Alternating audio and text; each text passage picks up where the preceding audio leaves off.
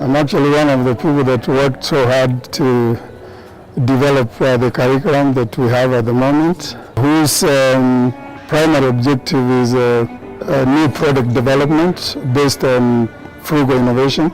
We have come this far. The program has already been launched, and today we decided, as part of our larger initiative, we see what opportunities exist for us as a collaboration on this sphere. And it facilitated about a 2.5 year project in developing a working relationship between Egerton University and the University of St. Thomas in developing products for the developing world. The structure for the course, the format for the course, was centered around frugal innovation. And frugal innovation, doing more with less, facilitating opportunities to create products and collaborating between the developing world and the developed world, the emerged economy and the emerging economy, and finding opportunities to facilitate and create products that could stay in the developing world. The experience in creating this course has exceeded my expectations. It has been a passion, it has been challenging, it has stretched, I think, both universities for the participants and the instructors in creating the course, and we are just seeing some of the beginnings of that today. Our main point of coming here to start this group was that this place was a crime place. If we can get good people, good willing people who can construct maybe for us then some classes and whatever, we have this thing in our minds that because we have our boys and our children who are maybe dropping out from Form 4, some have passed but they don't have finance to go for further studies in such a universities you are coming from.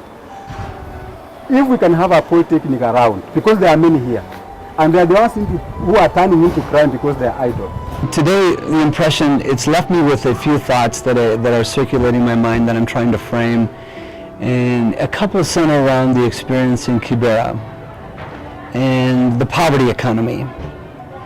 And the poverty economy and life at the bottom of the pyramid, and in essence, and if we're using Maslow's hierarchy, at the bottom of the pyramid, the less than $2 a day. And as a conversation that I was chatting with yourself and I about the 10 shilling life, that it's 10 shillings to pay for water, that it's 30 to 40 shillings or 50 shillings to pay for charcoal. I was impressed with Kibera in many ways that exceeded what I anticipated with the amount of commerce. It is a tremendously organized area. The word slum comes to mind, the word that in my mind was seeking to think that what was I going to see. The poverty economy is flourishing there. There's a tremendous amount of need that exists in this area, but when I think of the streets that we walked in comparison to Dandora this afternoon, Kibera is very organized. There was commerce. The discussion of a 300 shilling rental opportunity, that the businesses that line the streets and spending 300 shillings to create your business. This was a thriving economy in many ways. It was also, the demand is very high, the need is very high. Kibera left me with one takeaway was the Kibera youth group that we met with. The echoing thought in my mind in framing this is the children were being taught right next to the dump. And we saw as the teams that are formulating the collaboration, there was a tremendous need to provide support, and the passion that the people that were participating in this group, the passion that they had worked, lifetime residents that continue to live there, and seek out ways that they can try to make life better for the people that are still living there. Despite deficiencies in many things, they have a resource that looks like underutilized but can actually be used. One, they have a community land that they can actually use to make their life better. They have also a lot of waste. And what I'm seeing is, if we could get a way of helping them to recycle waste, both liquid and solid, they would actually get something that can help them improve. We have talked about the devastating fact, and we have organized the course structure into teams.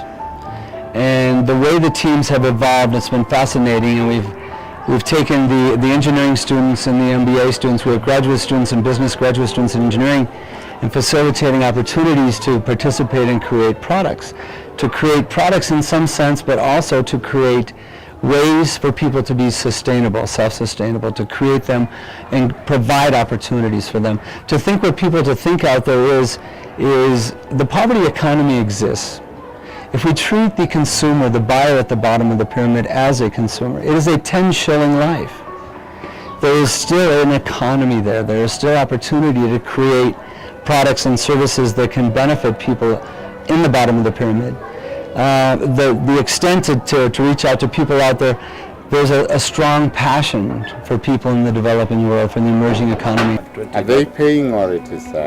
Yeah, they're paying a little, Yeah. 500 shillings per month. How much? 500 per child. Yeah, that is for the parents. So it's a private investment. Yeah, Okay. it's for breakfast. Yeah. Or lunch, they also and, eat. They eat. They take breakfast, they take lunch. That's low. Personally, I believe when people are educated, they are empowered.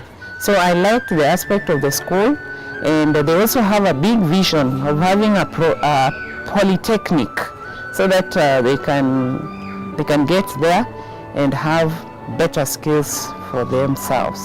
The opportunity that was presented to us by the Kibera Youth Group was very strong.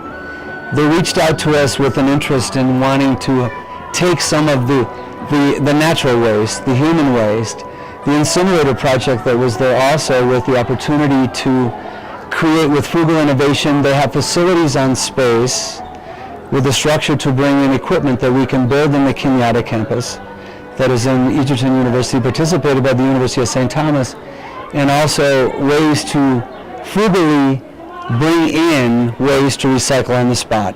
They also had greenhouses. They were also, the takeaway to contribute one project is the Human Waste Project, where they were taking sawdust material and they were creating composted material.